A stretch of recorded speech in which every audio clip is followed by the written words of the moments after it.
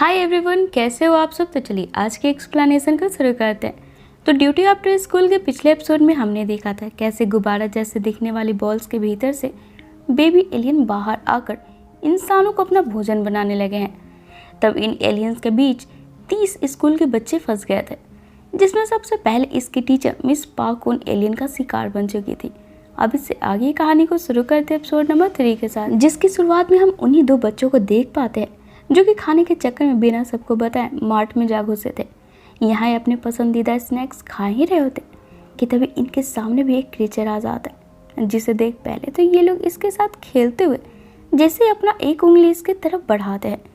फिर क्या था, ये क्रीचर इसकी उंगली को जब काट कर चूसना शुरू कर देता है, तब दोनों बेचारे अपनी जान बचाते हुए भागना शुरू कर देते हैं और आखिर में इस वाले क्रीचर को फ्रीजर में लॉक कर फौरन अपने बाकी के साथियों को ढूंढने निकल पड़ते हैं। वहीं दूसरी तरफ 3 बच्चे एक गैरेज में फंसे होते हैं, जो कि अब खुद को संभालते हुए एक दूसरे की मदद करते हुए अपनी जान बचाने में लगे होते हैं। तभी यहाँ पर लेफ्टिनेंट ली और ऑफिसर किम भी पहुँच जाते हैं और जिंदा बचे बच्चों को ढूंढ ढूंढ कर इकट्ठा करने लग जाते हैं। तभी लेफ्टिनेंट ली देखता है अचानक से सभी क्रीचर एक ही डायरेक्शन की ओर भाग रहे हैं, जिसे फॉलो करके ये उसी जगह पर पहुँच जाता है जहाँ पर कि वो दोनों लड़कियाँ फंसी हुई थी, जिससे कि अब लेफ्टिनेंट ली बचाकर फौरन बचे स्टूडेंट्स के साथ वापस स्कूल लौट आता है। तब यहाँ पर फील्ड में बचे बाकी के बच्चे इन सभी ग्रुप बी वाले का बिखरा हुआ हुलिया देखकर आपस में फुसफुसा रहे होते हैं कि लगता है कुछ ज़्यादा ही हार्ड ट्रेनिंग थी इनकी आज तो। तभी हम यहाँ पर लेफ्टिनेंट ली को देखते हैं, वो भी इन जख्मी बच्चों को देखकर लास्ट वीक हुए अपने बॉस के साथ बातचीत को याद करने लगता है, जिसमें जब पहली बार इस क्रिएचर ने यांगू को निगल लिया था, लेफ्टिनेंट ली ने अपने बॉस के सामने प्रस्ताव रखा था कि इन बच्चों को इनके घर पर भेज देना चाहिए। तब जवाब में इसके बॉस ने बोला था, जिस तरीके से एलियंस की संख्या बढ़ती जा रही है, कहना मुश्किल है कि हम किन किन को बचा पाएंगे। सच बात तो ये है कि बच्चे यहाँ रहे या फिर अपने घर पे, शायद मरना तो तय है, पर अगर बच्चे यहाँ पर ट्रेनिंग करेंगे तो मिलिट्री टीम को कुछ हद तक मदद तो मिल पाएगी। और इसी के साथ अब सीन प्रेजेंट में आती है, जहाँ पर हम देखते हैं ग्रुप बी वाले सभी बच्चों को एक अलग ही क्लासरूम में बिठाया जाता है, बाकी सभी दूसरे स्टूडेंट से अलग, क्योंकि ये लोग नहीं चाहते थे कि इन बच्चों के साथ क्या हुआ ये जानकर बाकी के स्टूडेंट की भी ट्रेनिंग में कोई बाधा है। सभी बच्चे यहाँ पर अभी तक सदमे में थे और अब सब आपस में डिसाइड करने लगते हैं कि अब जो हो, इन्हें तो अब अपने अपने घर जाना ही है। तभी लेफ्टिनेंट ली आकर इन्हें बताता है, अभी कुछ देर पहले जिनसे भिड़कर ये लोग आए हैं, असल में उन्हीं को मारने के लिए सभी स्टूडेंट्स को ट्रेनिंग दी जा रही है। यकीन मानो तुम लोग बाहर से ज़्यादा यहीं पर सेफ हो। मान लो तुम लोग अपने घर भी गए और इन क्रिएचर ने वहाँ हमला कर दिया तो क्या करोगे। इसलिए सभी फ्रेश हो जाओ, हमारी शाम वाली ट्रेनिंग क्लास कंटिन्यू रहेगी। और इतना बोलकर लेफ्टिनेंट ली यहाँ से चला जाता है। तब वापस से सभी स्टूडेंट्स आपस में डिस्कस करने लगते हैं कि इन्हें घर जाना ही जाना है। जिसके बाद इनके क्लास मॉनिटर्स लेफ्टिनेंट ली के पास जाकर अपने सभी दोस्तों की हालत के बारे में इन्फॉर्म करते हैं कि कोई भी अब यहाँ पर नहीं रहना चाहता है तो प्लीज़ इन्हें घर पर भेज दिया जाए। जवाब में लेफ्टिनेंट बताता है, दरअसल लेफ्टिनेंट ली ऐसा नहीं कर सकता है। जिस दिन सभी बच्चे फॉर्म फिलअप करने यहाँ आए थे, उसी शाम पूरे सिटी के लोगों को शहर खाली करवा कर सुरक्षित जगह पर भेज दिया गया था। और जिन जिन ने फॉर्म फिलअप की थी वे अब कोई आम शख्स नहीं बल्कि हमारी तरह ही मिलिट्री का हिस्सा बन गए हैं। इवन सारे हाई स्कूल के स्टूडेंट भी। और अभी सभी एक समान सोल्जर्स हैं और हम फिलहाल वॉर में हैं। बीच में किसी को भी जाना अलाउ नहीं है। अब ये बात मॉनिटर्स जैसे बाकी स्टूडेंट को बताते हैं, सभी की तो हालत ही ख़राब हो जाती है और सभी चीखने चिल्लाने लगते हैं कि आखिर सरकार इनके साथ इतना बड़ा धोखा कैसे कर सकती है। एग्जाम्स में एक्स्ट्रा पॉइंट देने के नाम पर हमें फुद्दू बनाया गया है। अब यहाँ पर काफ़ी देर यूँ ही डिस्कस करने के बाद अपने पास कोई दूसरा ऑप्शन ना पाकर सभी लेफ्टिनेंट ली के ऑर्डर के अनुसार आज के ट्रेनिंग एरिया में पहुँचते हैं, जहाँ पर लेफ्टिनेंट इन्हें सिखाते हुए सभी को बोल रहा होता है, अब तुम लोग पूरी सच्चाई जान ही चुके हो तो पता ही है उस क्रीचर का सामना करना कितना मुश्किल है।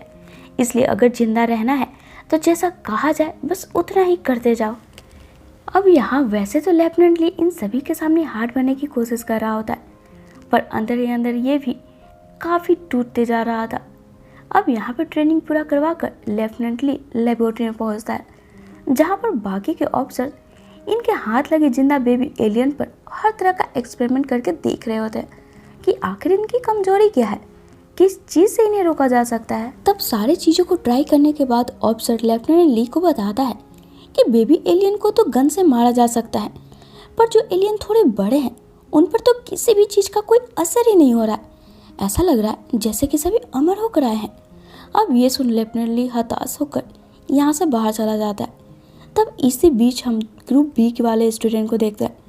उन पर लेफ्टिनेंट ली की बातों का अभी तक कोई असर नहीं पड़ा है और ये लोग आज रात यहाँ से छिपकर भागने का प्लान बनाते हैं, जिसके लिए तो सबसे पहले 4 स्टूडेंट जिनका कि घर इनके स्कूल से नज़दीक था, वे अपने घर जाकर टेलीफोन के जरिए अपने पेरेंट्स से कांटेक्ट करने का मन बनाते हैं ताकि वे आकर इन्हें यहाँ से ले जाए।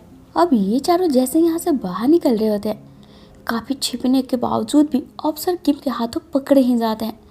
जहाँ चारों को लेकर ऑफिसर किम जब लेफ्टिनेंट के पास आता है, इन चारों की हरकत देखकर लेफ्टिनेंट को गुस्सा आ जाता है और बदले में पूरे ग्रुप बी वाले स्टूडेंट को आधी रात को पनिशमेंट देते हुए ऑफिसर किम के हाथ में एक राइफल दे देता है और स्टूडेंट को डराते हुए बोलता है, अगर अगली बार किसी ने ऐसा करने की कोशिश करी ना तो ऑफिसर किम उसे वहीं पर शूट कर देगा। जिसे सुनकर सभी डरते हुए अपने अपने बेड पर भागते हैं, पर इनका मन अभी भी शांत नहीं हुआ था। इन्हें तो बस घर जाना था।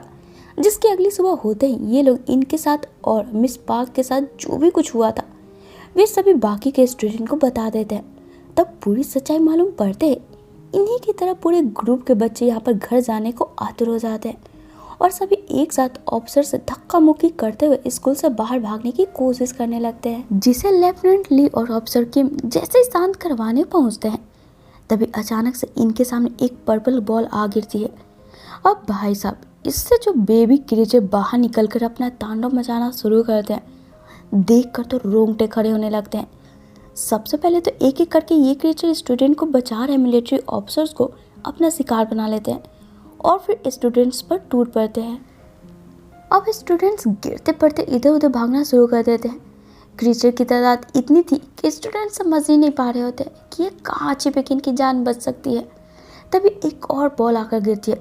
उससे भी 100 की तादाद में क्रीचर बाहर निकलते हैं और आते ही अपना पेट पूजा करना शुरू कर देते हैं। स्टूडेंट्स के खून को चूसकर बच्चे इतने सहम गए थे कि ठीक से पूरी एनर्जी के साथ भाग भी नहीं पा रहे होते हैं। तो कुछ स्टूडेंट्स तो बहादुरी दिखाते हुए मरे हुए ऑफिसर्स की राइफल को पकड़कर क्रीचर को मारना शुरू कर देते हैं। अब इसी बीच एक और बॉल आकर गिर जाती है। बचे हुए स्टूडेंट्स लेफ्टिनेंट के इशारे के अनुसार स्कूल के भीतर छिप जाते हैं। तब फौरन ही ऑफिसर किम बचे हुए सभी बच्चों को उनकी मिलिट्री यूनिफॉर्म के साथ साथ सभी को एक एक राइफल दे देता है और साथ मिलकर लड़ने बोलता है। जहां सभी ऐसा ही करते हैं, तब लेफ्टिनेंट ली और ऑफिसर किम आगे से क्रीचर को मारते हुए अपने पीछे स्टूडेंट्स को लाइन में आने बोल फौरन ही सभी को फील्ड में लगी गाड़ी में बैठने को बोलते हैं। इस बीच 2 और स्टूडेंट्स मारे जाते हैं। यहाँ सिचुएशन ऐसी थी कि ना ही ये लोग पीछे छूटे हुए अपने साथी के लिए रुक सकते थे, ना ही उनकी मदद कर सकते थे, वरना एक के चक्कर में सभी की जान जा सकती थी। और इन्हीं बातों को ध्यान में रखते हुए लेफ्टिनेंट ली दिल पर पत्थर रखकर पीछे छूटे अधमरे स्टूडेंट्स को छोड़कर सभी को साथ यहाँ से लेकर इस जगह से फौरन ही दूसरी जगह के लिए निकल पड़ता है। और इसी के साथ ये एपिसोड यहीं पे ख़त्म हो जाती है। तो फ्रेंड्स, ये थी मेरी आज की वीडियो। अगर आपको पसंद आई हो और अगर आप चाहते हो कि मैं इसका सेकेंड एपिसोड भी एक्सप्लेन करूँ तो प्लीज़ कमेंट बॉक्स में नेक्स्ट एपिसोड लिखना बिल्कुल ना भूलें। तो चलिए फिर मिलते हैं अपने नेक्स्ट वीडियो पर। Till then take care and bye bye.